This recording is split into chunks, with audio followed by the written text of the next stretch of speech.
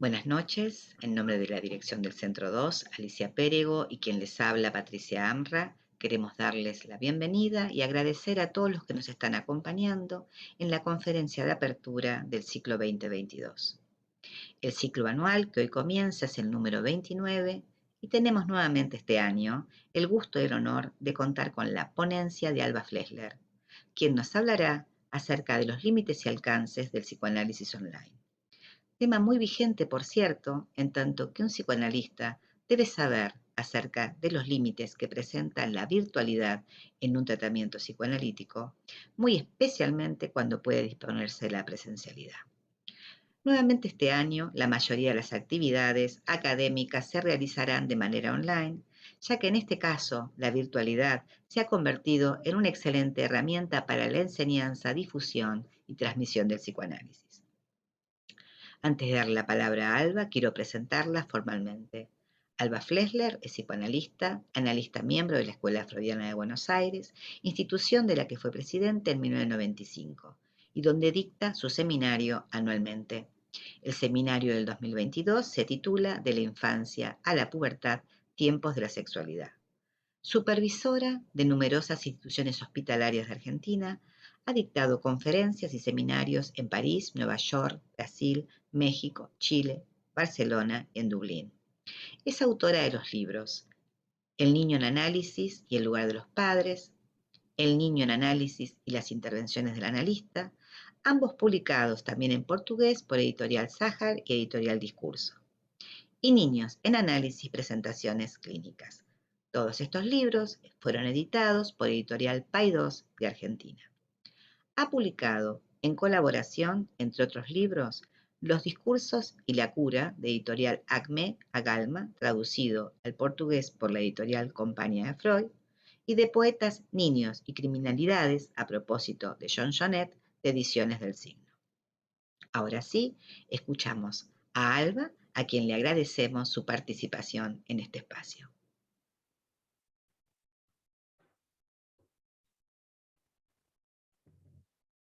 Hola, buenas noches. Gracias, quiero agradecer en primer lugar a Patricia Amra por su invitación, por su presentación tan detallada de mis libros, que siempre es un gusto estén en manos de ustedes. Y le quiero agradecer la invitación para estar hoy aquí con ustedes. Es cierto, y estoy en vivo. No decimos que está en vivo cuando nos encontramos o decimos. ¿Cuándo? ¿Cuándo decimos está en vivo? Cuando la aparición en la pantalla coincide simultáneamente con la presencia de quien está en vivo. Ahí decimos está en vivo, porque coincide la presentación en la pantalla en simultánea con la presencia de quien está hablando. Ahora, esto trae inmediatamente una pregunta. ¿Es lo mismo? ¿Es lo mismo que estar reunidos presencialmente, como lo hicimos tantas veces y en varias oportunidades, allí en la sede de Centro 2? ¿Es lo mismo? No, claro, no es lo mismo, lo sabemos, pero vale que nos preguntemos cuál es la diferencia, sin establecer en principio ninguna apreciación de juicio. Si está bien o está mal, simplemente vamos a tratar de situar por qué no es lo mismo y cuál es la diferencia.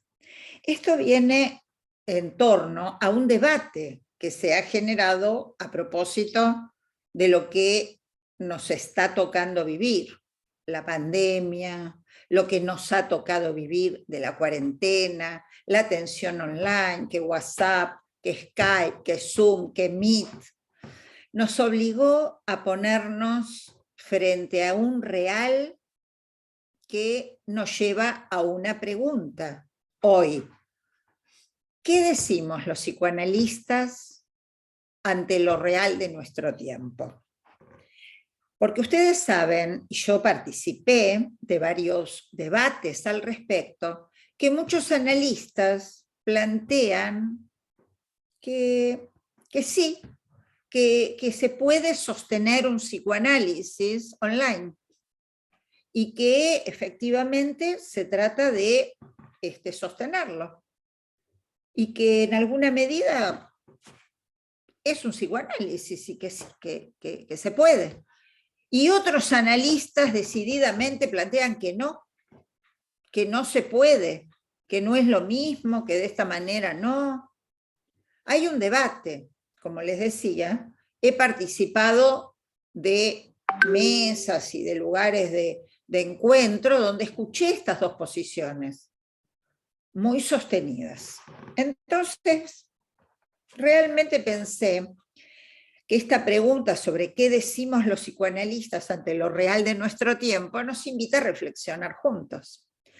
Sobre todo, y aquí les voy a contar un poco mi interés, desde hace años me he propuesto interrogar lo real de nuestro tiempo.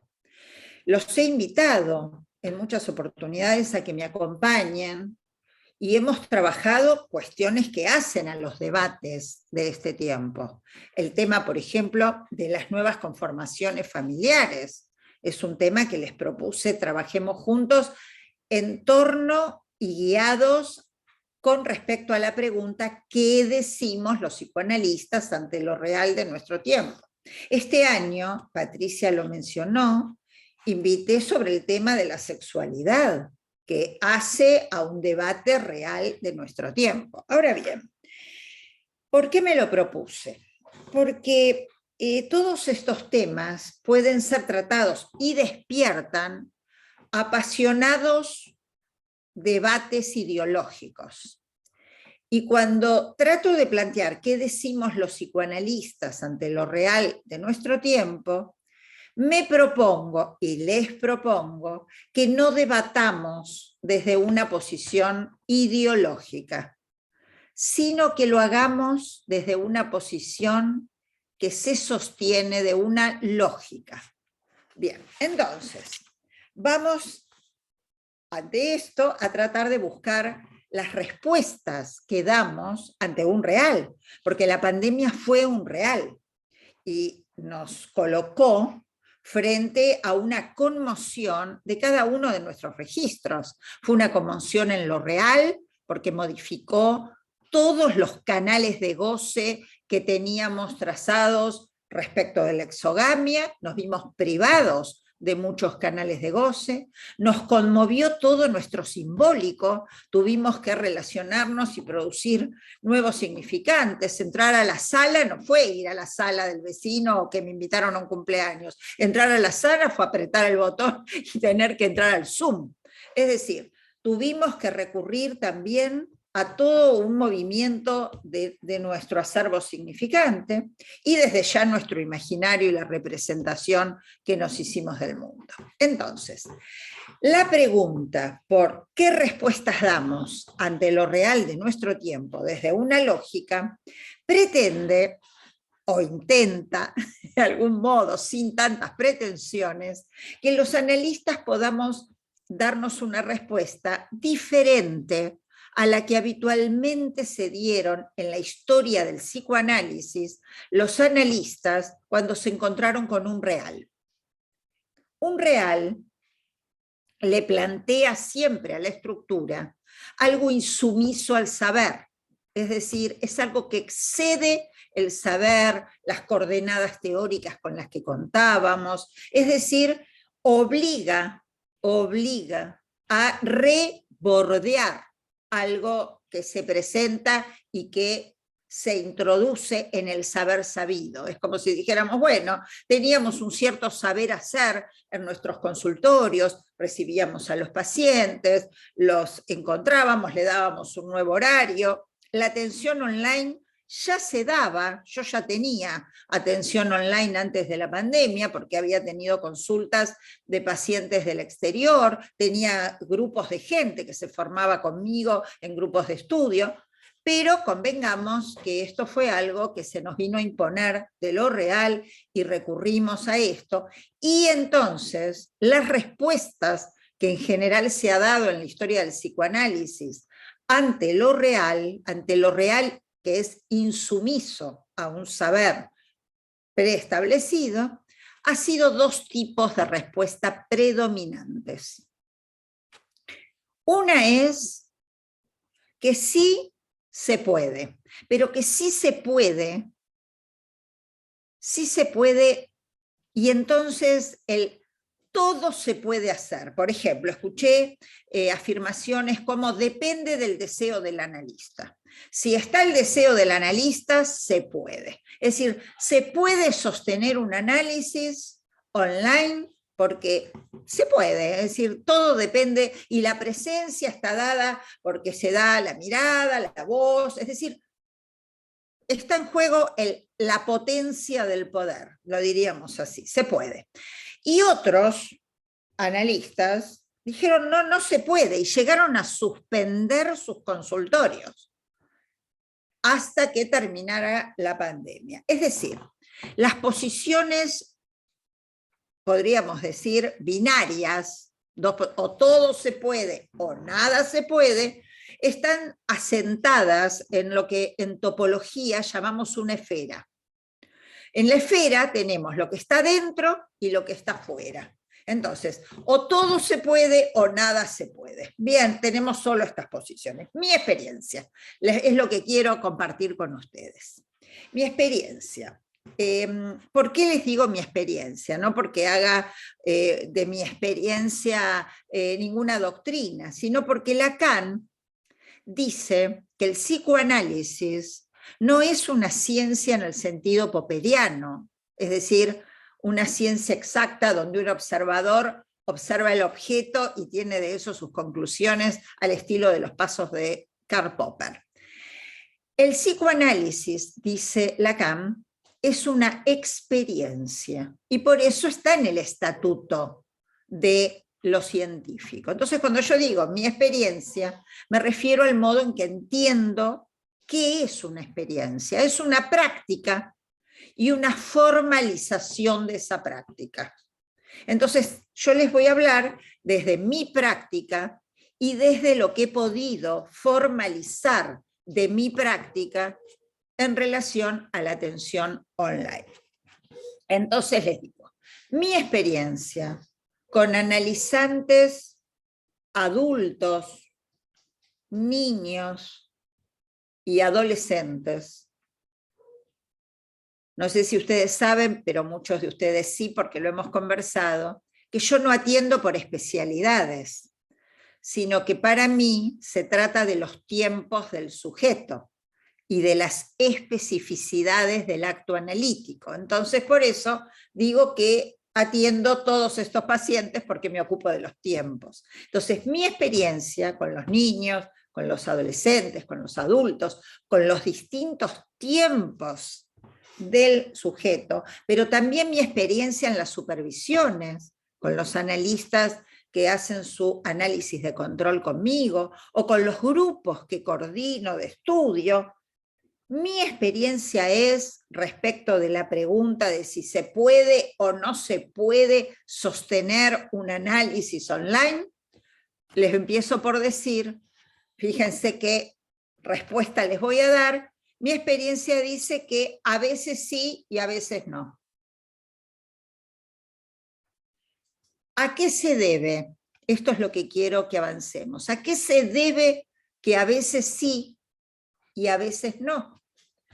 No depende solo de la razón que llamamos deseo del analista, buena disposición. Es decir, ¿cuáles son las razones por las cuales a veces sí y a veces no?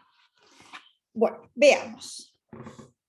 Pasaron 2 años del comienzo de la pandemia y estamos volviendo a la presencialidad. Ya podemos, pasaron 2 años, reflexionar. Ya no estamos en el tiempo de atravesar ese real, sino que estamos en tiempo de comprender. comprender los efectos, reflexionar sobre lo que ha sido el sostén de nuestra práctica. Entonces, es por eso que les propuse el tema alcances y límites del psicoanálisis online. ¿Por qué? Porque quiero que me acompañen, como les dije, en un rodeo que tiene que ver con una lógica para que podamos respondernos, porque a veces sí y a veces no. Si no, parece como que, bueno, ¿y de qué depende? ¿De los buenos hados? Bien. Entonces vamos a la lógica, a ver si podemos encontrar respuestas que nos liberen de darnos respuestas apodícticas, principistas, ¿sí? Vamos a la lógica.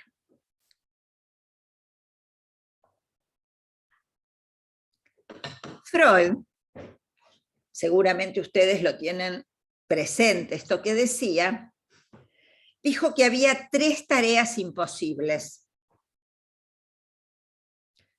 educar, gobernar y psicoanalizar.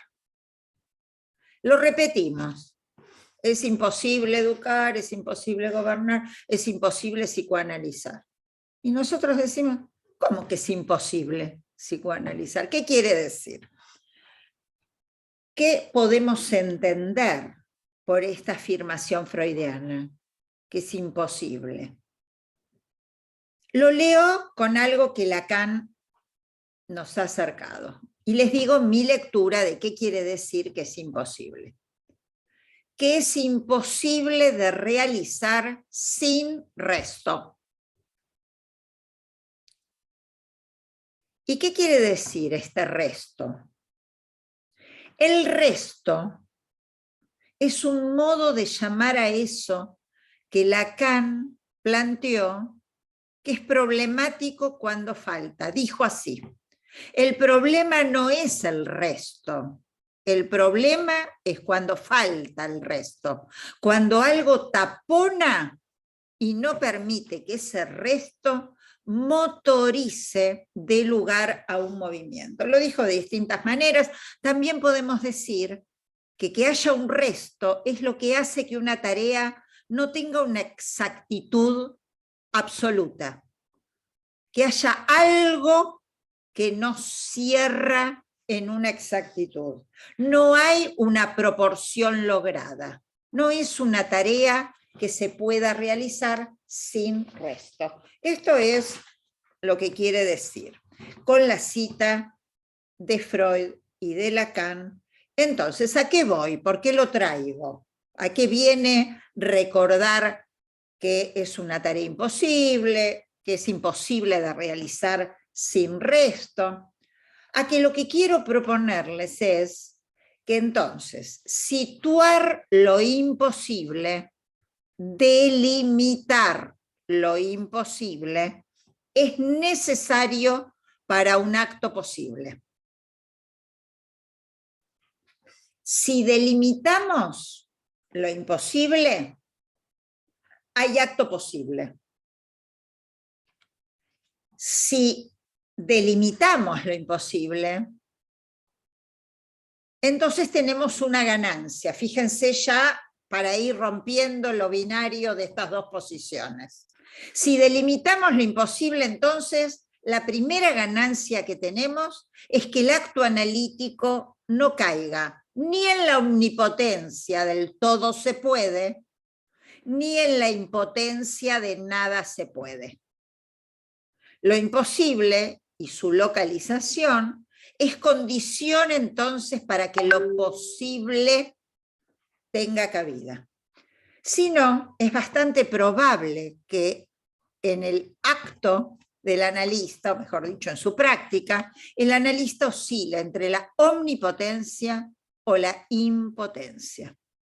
Que no se pueda hacer sin resto no quiere decir que no se pueda. Es decir, ni la omnipotencia ni la impotencia. Entonces, planteado esto, les voy a contar algunos recortes de mi práctica en pandemia. Y les voy a contar las intervenciones que tuve en cada una de esas situaciones, para después tratar de ubicar y dar una vuelta más a la lógica que les estoy proponiendo. Bueno, primer caso. Se trata de un puber. Este muchachito había llegado a mi consultorio porque tenía miedos, y uno central. Escuchen ustedes, yo traté de recortar la letra de lo que él traía. En ese tiempo en que yo recibo la consulta, se estaban incendiando, no me acuerdo si los bosques del sur o los bosques del Amazonas, pero había un avance de los incendios y en los noticieros pasaban continuamente el avance de los incendios. Entonces él tenía miedo a que lleguen los incendios acá, porque los vientos, que cómo era, bueno, el miedo a que los incendios llegaran. Y yo lo veía en mi consultorio.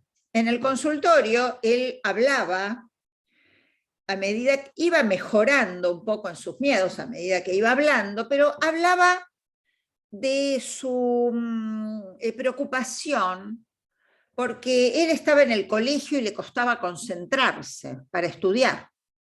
Y él quería entrar a hacer el ingreso al Colegio Buenos Aires. Y entonces tenía miedo de no poder alcanzar este logro, de ingresar a donde él quería ir, porque no se podía concentrar. Llega la pandemia, la cuarentena y la atención online. Nos conectamos. Yo, desde el comienzo, estuve atenta en la atención online a cómo se presenta el que se presenta. ¿Por qué? Porque la imagen es parte de la presentación de algo o de alguien. Y lo tengo en cuenta también en el consultorio. ¿Cómo se presenta? La imagen es parte de su presentación. En ese caso, este jovencito tomaba la sesión en su cuarto. Y él estaba en la cama con los libros y seguía hablando de su preocupación respecto de si iba a poder concentrarse o no iba a poder concentrarse para poder estudiar, ingresar al Buenos Aires. Mientras hablaba, yo veo cómo él se mueve entre las sábanas y intenta acomodar su cuerpo de una posición, de otra posición, se movía de acá para allá. Mucho movimiento había en la cama. O sea, que podíamos leer el miedo a que los incendios y el fuego que había entrado en su cama le impidieran concentrarse. Bien. Pudimos avanzar hasta hacer salir su cuerpo de la cama cuando estaba estudiando y aprovechar la cama para legitimar su goce autoerótico, goce fálico, que estaba de algún modo desautorizado por una madre que lo tenía como su falo bebé. Trabajamos un tiempo, logró al restar el cuerpo de la cama para estudiar y poder en la cama gozar legítimamente de su goce fálico, pudimos avanzar hasta que la madre adujo, pero podría haberlo hecho también en presencial, que no tenía recursos ella para pagar o seguir pagando el análisis. Es decir, ella dijo que no podía pagar por este cambio de goce. Y ahí el análisis terminó. Un caso. Otro. Una nena que habían consultado porque le costaba dormir. Era muy, pero muy movediza en la escuela y se quejaba mucho la maestra de su hiperactividad. Ella tenía varios hermanos y el último era un bebé. En el consultorio, yo la estaba atendiendo, jugaba con la Barbie y con Ken, el novio de la Barbie, a que ambos se bañaban desnudos en una pileta del parque. Llega la pandemia. Atención online. Yo atenta, como les decía, a en qué lugar de la casa ella se presentaba. No solo qué imagen presentaba, sino en qué lugar. ¿Por qué? Porque el espacio es más que el espacio, es la escena del sujeto, donde se coloca. Bien, entonces, ¿qué pasó? Ella tomaba la sesión en el living de la casa. Y desde allí, el living es el lugar de estar, ¿no? De la familia. Desde allí me dice, te voy a mostrar mi casa. Me propone que me va a mostrar su casa. Y entonces empieza el recorrido. ¿Por dónde empieza el recorrido? Por la cuna del bebé, que estaba en el living. Y me dice, ocupa mucho espacio. Y luego me lleva al dormitorio de los padres. ¿Y qué me muestra en el dormitorio de los padres? El vestidor, donde la madre se viste y se desviste para cambiarse de ropa.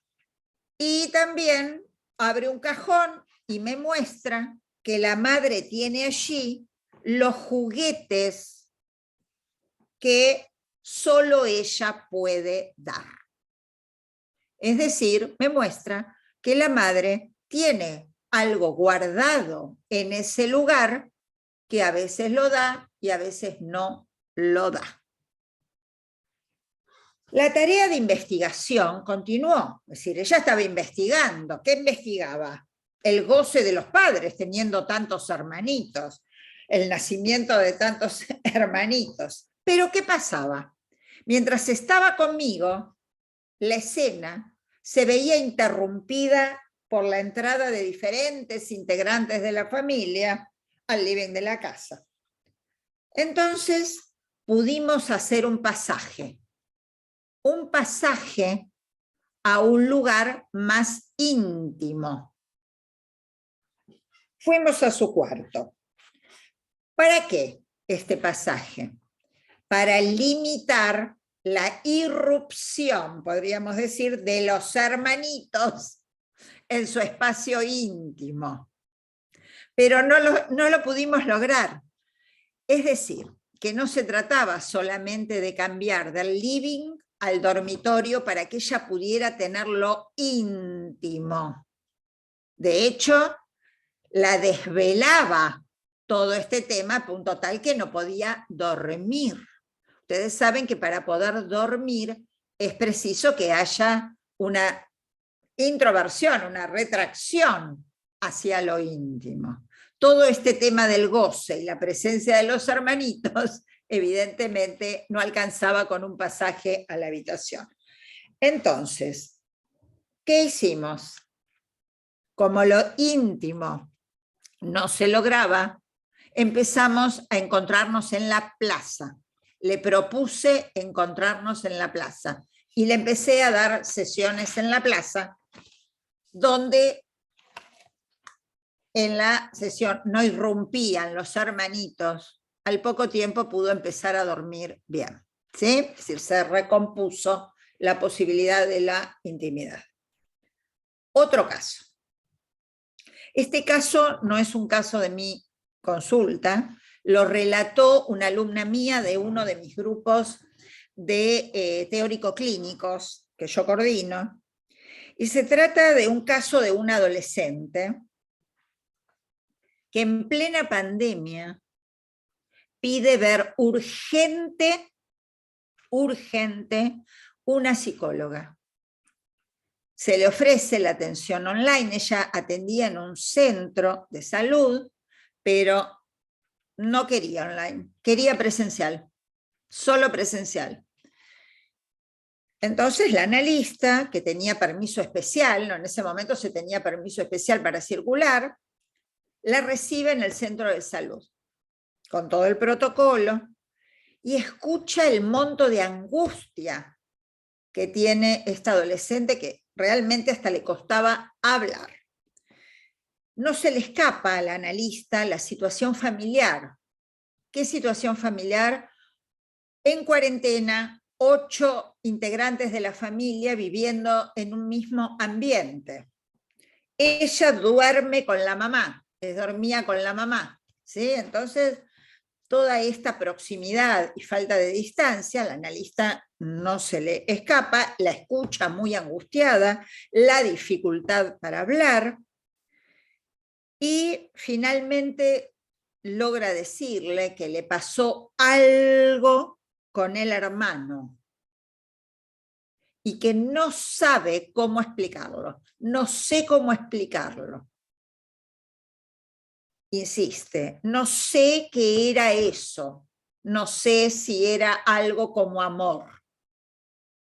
Bien, angustiadísima por toda la situación incestuosa en la que se encontraba en la cuarentena también, y mientras hablaba, estaba muy preocupada por si se escuchaba fuera del consultorio, donde estaba la madre, preguntando todo el tiempo por la distancia que había, cuánto había desde el consultorio hasta donde estaba la madre.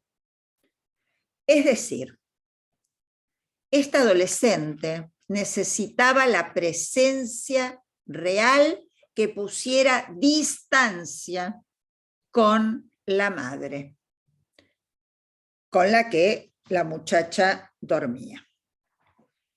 Y una última recorte breve de una paciente que yo atendía en mi consultorio.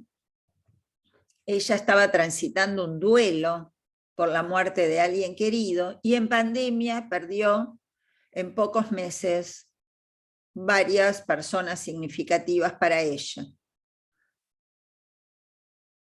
También fue necesario citarla en un lugar abierto, ni bien fue posible, y la atendí en la plaza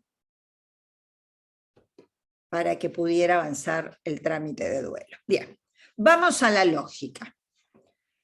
Para poder delimitar los alcances y los límites de la atención online. ¿Por qué? En algún caso no fue posible.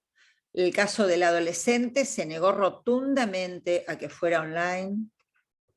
En otro caso fue necesario ir a la plaza. Y en otro caso sí fue posible la atención online. ¿Qué pasó? Situemos algunos elementos. Vamos a situarlos para que veamos cuál es la lógica. El acto analítico, cuando hablamos de acto analítico, no estamos hablando de una acción, estamos hablando de una operación que produce efecto sujeto, dice Lacan. Es decir, el acto analítico apunta al sujeto. Luego hay intervenciones, en plural, múltiples intervenciones que no son el acto analítico, que son intervenciones que van en la dirección de producir el acto analítico, que apuntan a ese acto analítico. Y esto es muy importante en función, más que de la edad, de las especificidades del acto analítico según los tiempos del sujeto, porque el sujeto, más que edad, tiene tiempos que dependen de operaciones. Es decir, siempre lo repito porque sigue habiendo algunos analistas que me dicen, pero ¿estos tiempos son evolutivos? No, no estoy hablando de psicogénesis. Estoy hablando de tiempos de lo real, de tiempos de los goces. No se goza del mismo modo en un tiempo de la vida que en otro. Para poder gozar de otros goces es necesario que haya operaciones de redistribución de goce. Son tiempos de lo real, tiempos de lo simbólico, que hacen que no sea lo mismo el tiempo del lenguaje que el tiempo de la palabra o el tiempo del discurso, y tiempos de lo imaginario, que no es lo mismo el momento en que se constituye la imagen del cuerpo propio que los tiempos en que esa imagen puede moverse o que puede hacerse una representación del mundo y de relación con un otro.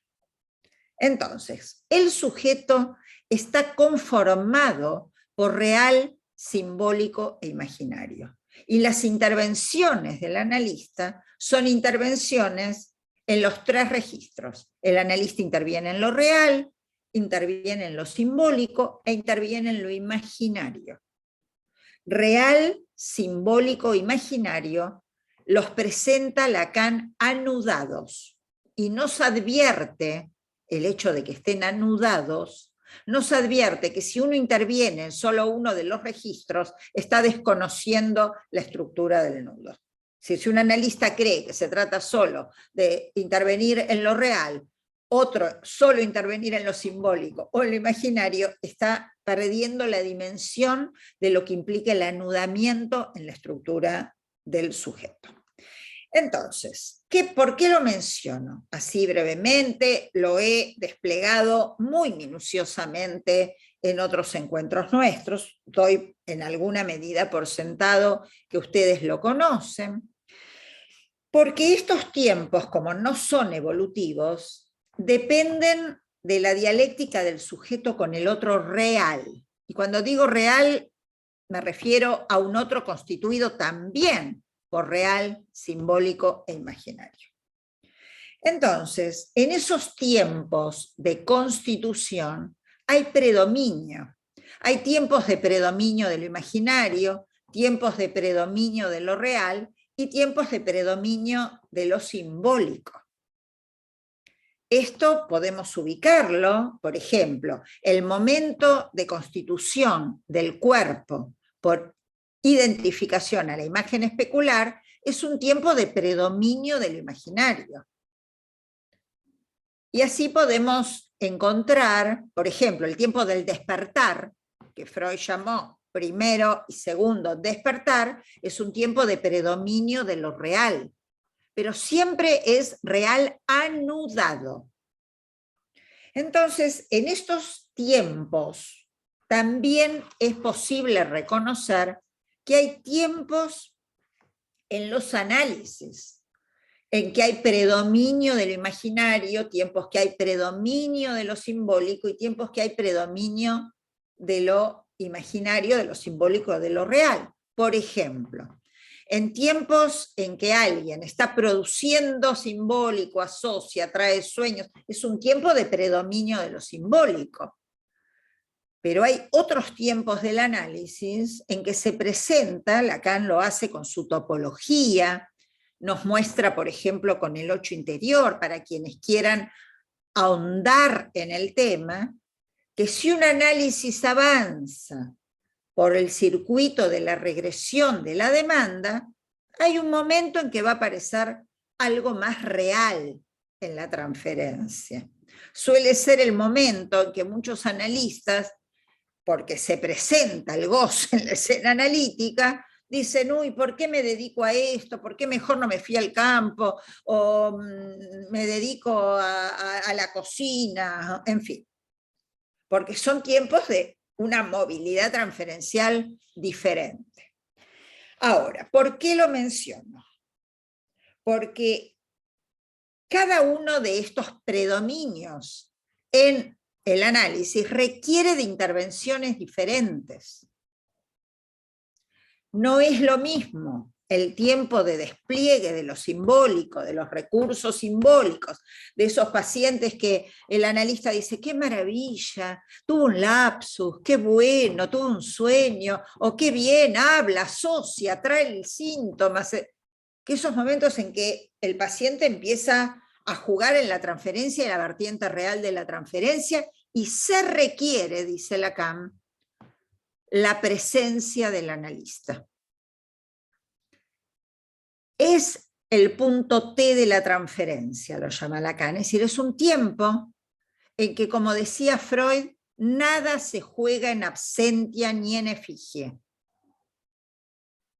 Entonces, ¿qué nos enseña respecto de cuándo es posible la atención online y cuándo no es posible la atención online? ¿Qué lógica podemos pensar a partir de esto? Que cuando prima lo simbólico, cuando es un tiempo de primacía de lo simbólico, lo online funciona por la misma característica de la lógica de lo simbólico, que es la secuencialidad. Un significante lleva a otro significante, hay producción. Es un tiempo del análisis. Entonces lo online funciona. Pero cuando hay primacía de lo real, se hace necesaria la presencia del analista. Presencia, ustedes me dirán, bueno, pero no dijiste en el comienzo que vos estabas en vivo, acá estoy presente. Pero tenemos que hacer una distinción entre presencia virtual y presencia real. La presencia virtual es diferente a la presencia real, porque en ocasiones la presencia virtual no alcanza para redistribuir el goce. Se hace necesaria, como les decía, la presencia real. También cuando se trata de promover la secuencia de un trámite de duelo necesario para tramitarlo. Entonces, también, y más allá de la pandemia, estuve pensando bastante, tratando de recordar cómo era la atención online que yo hacía de mis pacientes, y se me resignificó algunas intervenciones, como por ejemplo, que cuando tomaba un paciente del exterior o del interior del país, y entonces muchas veces lo he atendido online o por teléfono, les ponía como condición para el inicio del análisis que cada tanto vinieran, que viajaran. Es decir, ponía en juego la presencia real del cuerpo del analista, porque no es lo mismo el encuentro con la presencia virtual que el que se da con la presencia real. Yo había anotado, fíjense la distinción, lo estuve pensando para afinarlo más en el encuentro con ustedes. Porque me escribía, la presencia real del cuerpo del analista es necesaria para cierto tiempo del análisis. ¿Por qué? Porque lo que trae es la presentificación del goce pulsional. Y entonces podríamos hacer la siguiente distinción para que después podamos conversar.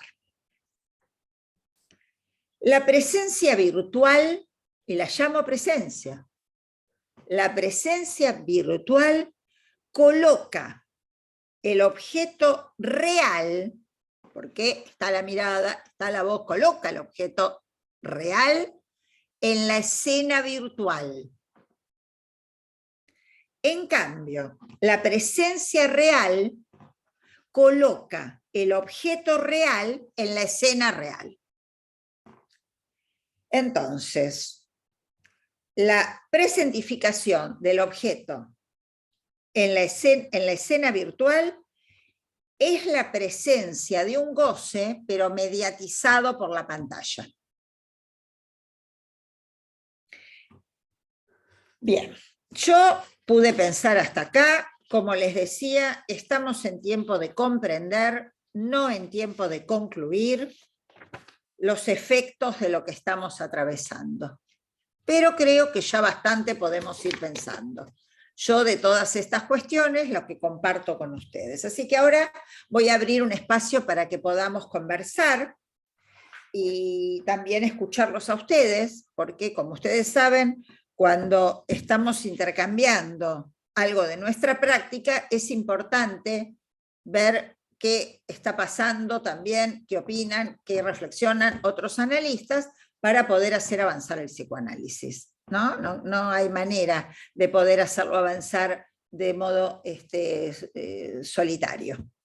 Así que bueno, los escucho. A ver si hay algo acá en el chat. ¿Qué les parece? ¿Levantan la manito? ¿Cómo acostumbran ustedes para...? No sé. Está habilitado como para quien quiera abrir el micrófono, y si no también en el chat pueden escribir, pero cada uno podría abrir el micrófono. Ah, bueno. Bárbaro, esperen que voy a agarrar una hojita porque sí, me sirve para anotar las preguntas que ustedes hagan o comentarios.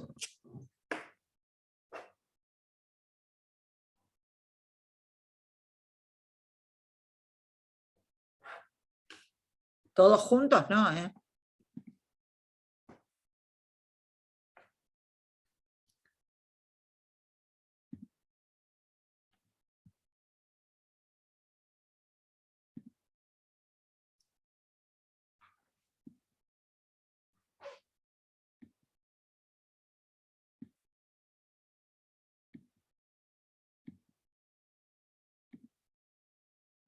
A ver.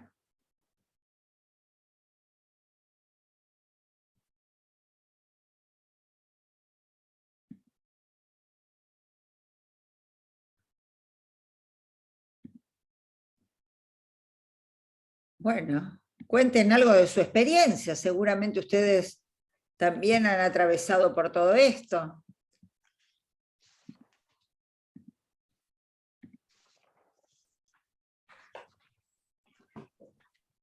Me quedé pensando, perdón, cuando dijiste que como se muestran, o en el lugar que se muestran, es lo que muestran. Yo tengo una paciente que está tan cansada que cuando la atiendo está acostada.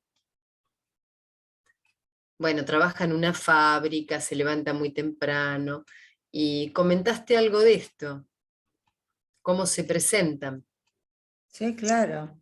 Sí, esto es algo que efectivamente uno lo ve. También estamos atentos en el consultorio, porque como uno se ofrece a la mirada del otro es parte del sujeto también. Lo curioso en tiempos de atención online es bueno, cómo alguien se presenta y dónde se presenta, ¿no? Claro.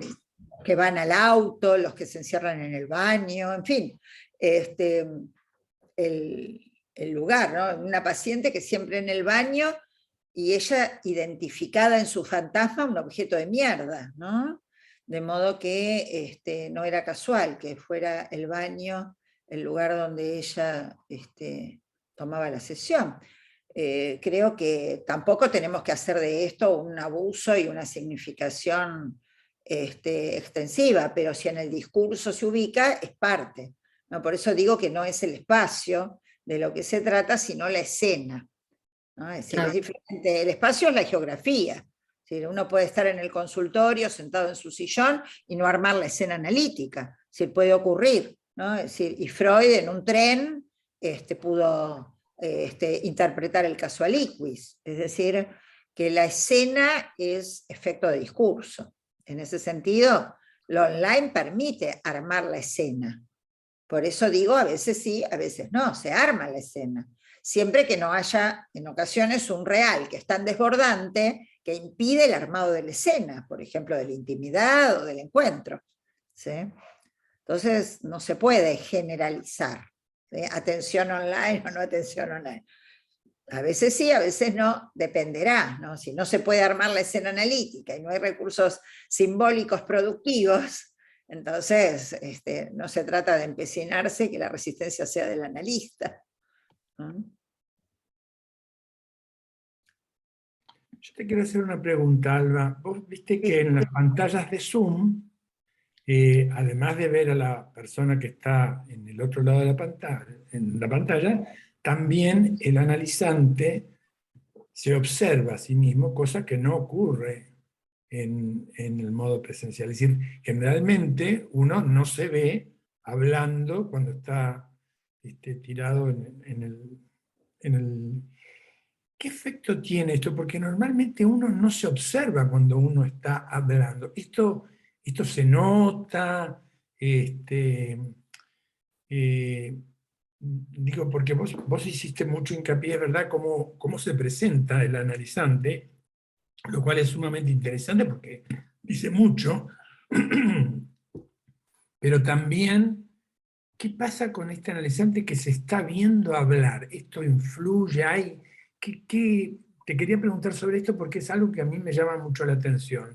Sí, es muy interesante, Adrián, lo que estás mencionando respecto de que hay una primacía de la mirada en la pantalla, ¿no? Es decir, si hay algo que se pone en juego, y de la mirada, por otra parte, de una parte del cuerpo, porque lo que vemos es el rostro del otro, y no vemos, como me gusta decir a veces de un modo gracioso, no vemos lo que cubre los genitales del analista. Es decir, hay una gran parte del cuerpo que está sustraído a esa imagen. Pero respecto del verse, es curioso porque hay analizantes que han pedido, por eso yo en general, pero lo mismo en el consultorio, ¿no? Es decir, no propongo, me dispongo, ¿no? En ese sentido. Entonces, en principio, el que quería por teléfono sin pantalla, por teléfono sin pantalla. El que necesita verse, por decirlo de algún modo, o necesita ver al otro, es distinto, bueno, y vale tanto, digo, en relación a la singularidad de cada uno, como el que, o sea, había pacientes que me decían, no, yo por teléfono y me acuesto, como en el consultorio, ¿no? Entonces se recostaban en el diario, yo no los veía, pero estaban allí recostados armándose su escena analítica. Es decir, que el que se mira puede estar en relación a mirarse, tanto en una pantalla, revela algo del sujeto que se mire. A algunos les molesta, ¿no? Es decir, yo por ejemplo les cuento de mí. Hubo una ocasión, no me acuerdo si fue aquí en Centro 2 o en otro lugar, que por el sistema tecnológico le hablaba una pantalla oscura, es decir, ustedes me veían a mí, pero yo no los veía a ustedes. Y tampoco me veía yo, le hablaba una pantalla oscura. Y la verdad que era muy incómodo, me sentí incómoda.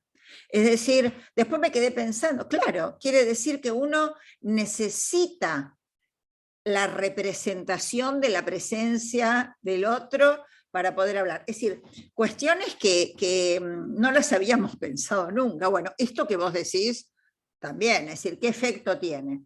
Por supuesto que alguno desde ya, y hay que ver en la singularidad de cada uno, el verse hablar, ¿no? Me reía porque un paciente me decía, no, dice, yo me pongo antes de empezar la cámara para ver si la luz me da bien, y se producía, ¿no? Antes de empezar, es decir, estaba...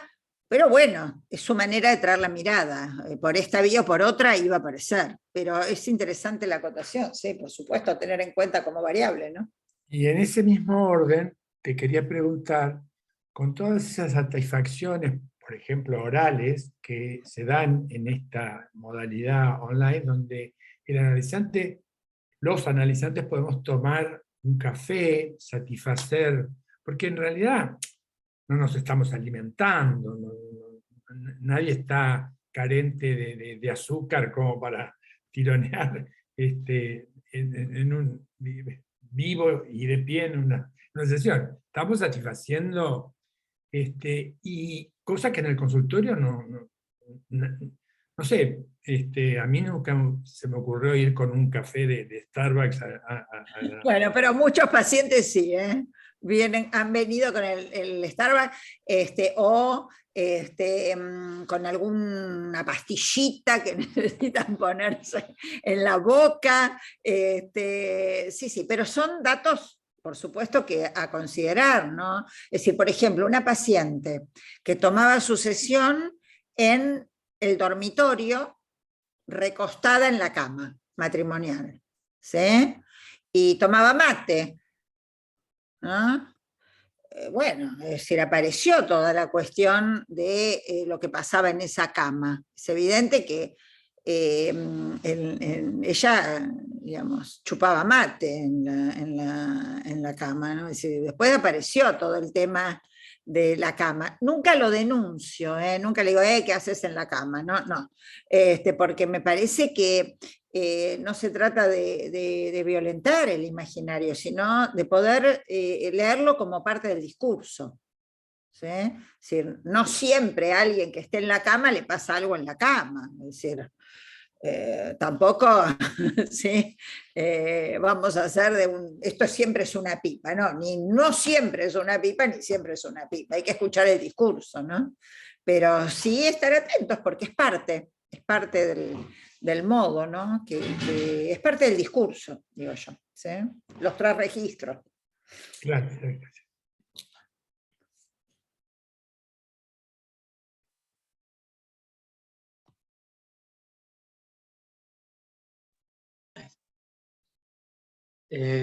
Yo quería comentar algo. Sí. Buenas noches a todos. Algo muy interesante que dijiste, Alba, con respecto a la escena, ¿no? ¿Dónde pone la escena? En plena pandemia sucedió que una paciente, obviamente hacíamos la terapia online, la hacía desde su propia casa. Lo cual era un departamento de 2 ambientes, pero ella se sentía muy incómoda de hablar la terapia en su departamento porque ella creía que la iban a escuchar, que se iban a parar en el ascensor y se iban a detener en la puerta de su departamento a escucharla.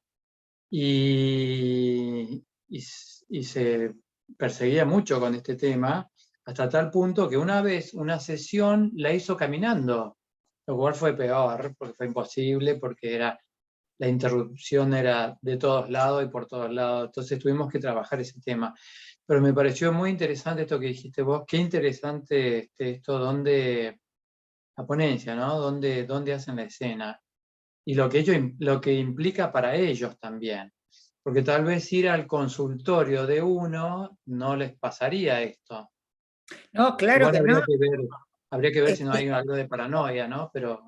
No, pero pero hay algo muy interesante en esto que estás diciendo, Rubén, porque uno a veces se pregunta, ¿no? Nunca les pasó, qué sé mi consultorio está en un 6º piso, y alguna vez se cortó la luz, ¿no? Y sube la escalera, ¿no? Como, o vienen de lejos, ¿no? Y no, lluvia. Y uno dice, ¿por qué? ¿Cuál es la fuerza que empuja a venir, a subir, a llegar? Es que en la escena el sujeto coloca su objeto A, está ahí su objeto, entonces no lo pueden dejar, no vienen por uno, ¿no? Es decir, uno no tiene que decir, viene para verme a mí, no. Entonces, a veces ocurre que en la casa se le arma fantasmáticamente, ¿no?, la presencia de un otro intrusivo, que uno podría decir, sí, puede ser que sea algo paranoide, pero en realidad está bastante relacionado con lo que implica el armado de la escena en un lugar que no es el propio, el delimitado, ¿no? El que, como los adolescentes que bajan la persiana para poder hacerse la paja, ¿no? Como, aunque la ventana no dé a ninguna mirada, es el modo de bajarle la persiana al otro que se le mete, ¿no?, en la escena, no es un tema de espacio. Pero sí, esto que vos decís ha sido así, por eso muchos pacientes se iban al auto a tener la sesión. Yo he tenido varios pacientes que se iban al auto a tener la sesión, porque en la casa alguien podía escuchar, como esta paciente del centro de salud, que la madre se le metía más allá de la distancia que había con la sala de espera, ¿no? Es muy interesante todo esto que estamos de algún modo observando, porque muestra hasta qué punto la escena no se arma en el espacio, no depende del espacio. La escena es el espacio cuando el sujeto entra, es decir, la entrada del sujeto arma la escena, pero si está de objeto es puro espacio, porque es el espacio del otro. A mí me gusta decir que el espacio es del otro y la escena es del sujeto. Entonces, propiciar que se arme la escena, yo creo que nosotros, más que por una cuestión técnica, es por una cuestión de propiciar que se arme la escena, que hay toda una serie como de dispositivos, por decirlo, cerrar una puerta, por ejemplo. Bueno, ahora justo que lo digo, me acuerdo de una analista brasilera que me habían invitado a dar una conferencia y me contaba que su hija se analizaba con un analista en Francia, vive en Francia la hija, y este analista la atendía con la puerta abierta porque, bueno, se van pasando a veces como identificación y demás. Y ella decía, eso me resulta un poco raro, que este modo de trabajar, ¿no? Lee el diario y atiende con la puerta abierta. Dice, ¿qué intervención es esa? Bueno, si a ella le sirve, y lo nombró al analista, pero bueno, ahora como estoy en un ámbito público, tomemos un café, les cuento, pero en ámbito público, pero fue sorprendente, atendía con la puerta abierta. Bueno, cuando cerramos la puerta del consultorio, estamos propiciando que sea una escena íntima. Entonces me parece que es evidente que en su propia casa algo de su intimidad se fragilizaba, ¿no? Paciente. El otro se le hacía más presente. Sí, también quería comentar algo que me pasó también con una paciente, algo muy curioso que supongo que tiene que ver con algo del orden de la mirada, que sabes que hacemos las sesiones y ella no se pone así como estamos hablando nosotros en la pantalla, ella pone su imagen de la frente para arriba. No muestra la cara, no muestra el cuerpo, no muestra nada, entonces vos ves de acá para arriba, techo, lámpara, todo lo que hay en el resto, pero ella, inclusive cuando a veces se cansa o se le mueve, inmediatamente tratamos de ver qué pasaba ahí, pero indudablemente hay algo, me parece, que de la mirada del otro que esto se da precisamente porque estamos en lo virtual, porque en lo real, o sea, en el consultorio, eso no podría pasar.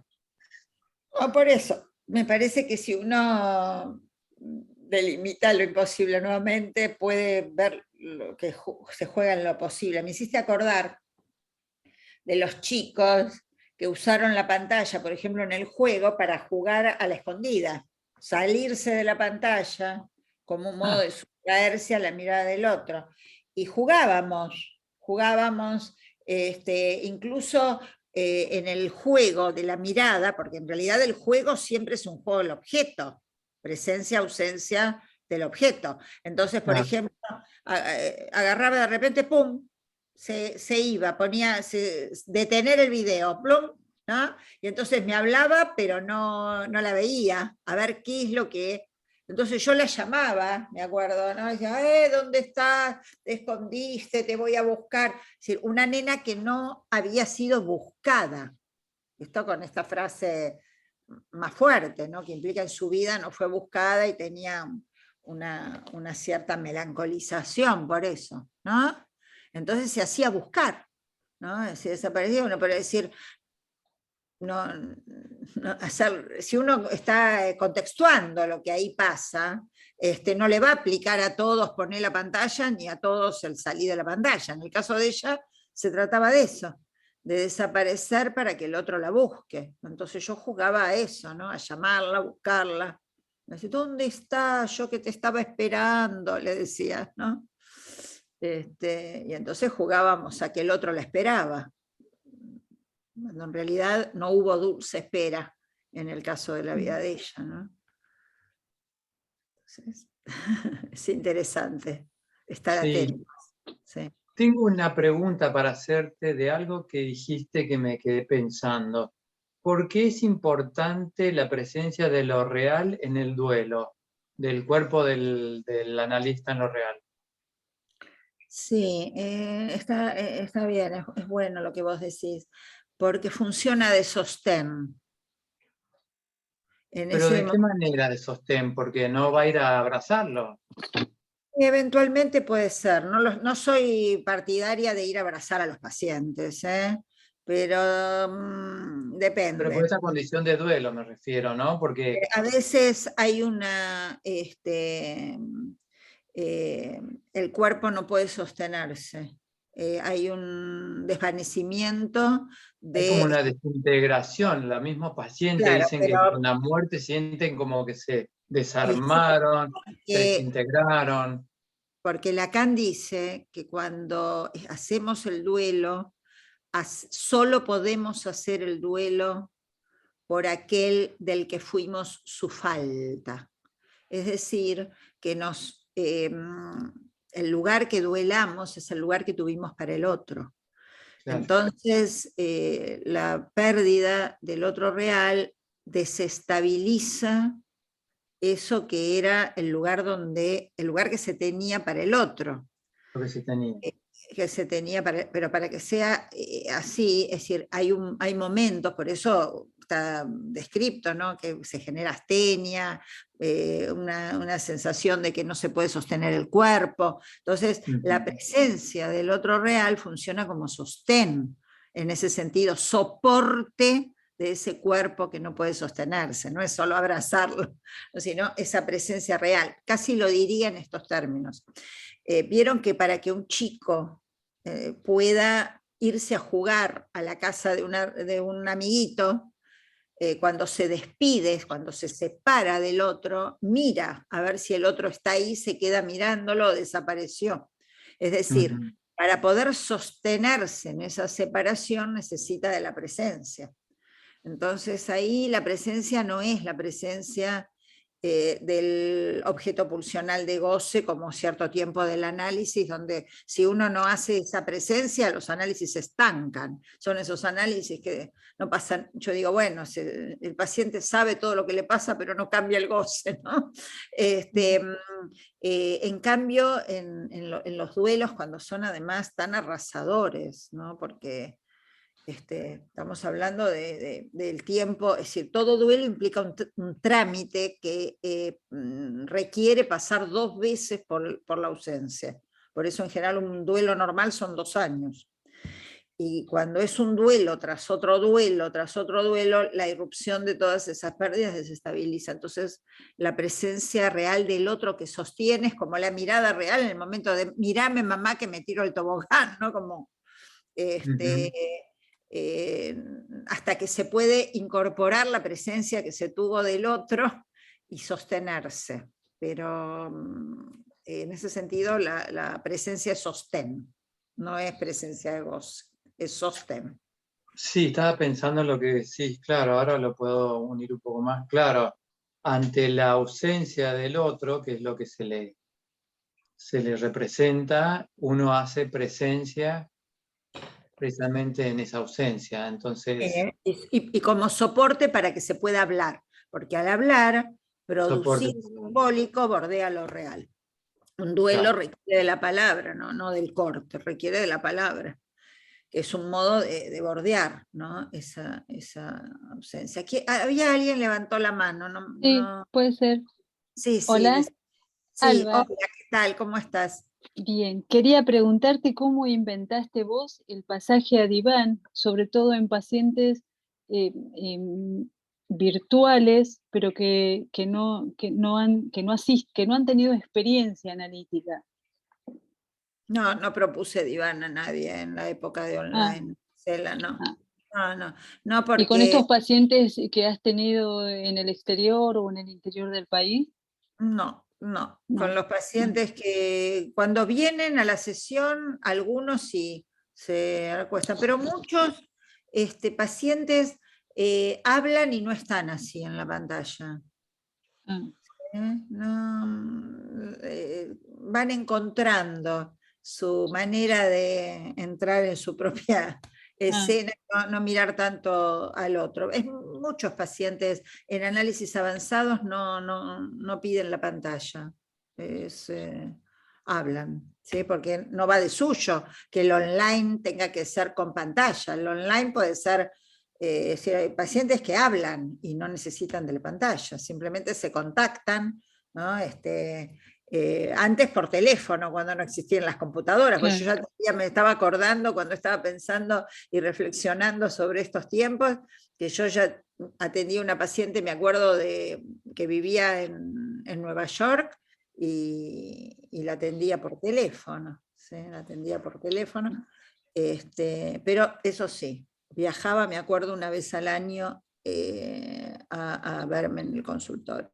Cuando yo iba allá, algunas veces la veía también. Yo iba a dar un seminario en esa época, todos los años a Nueva York, y la veía. Cuando iba yo, vamos a suponer a mitad de año, yo la veía, después ella viajaba. Así que la veía 2 veces en el año.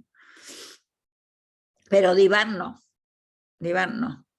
El diván tampoco vamos a ponerlo como una técnica dogmática. El diván es la sustracción de la mirada, ¿no? Es decir, implica que alguien, ¿no?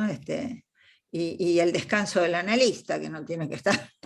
Muchos analistas me decían, me cansa más trabajar online. Bueno, fíjate qué pasa con la mirada, a ver si podés interrogar un poco de eso, ¿no? A ver por qué te cansa, ¿no? Gracias.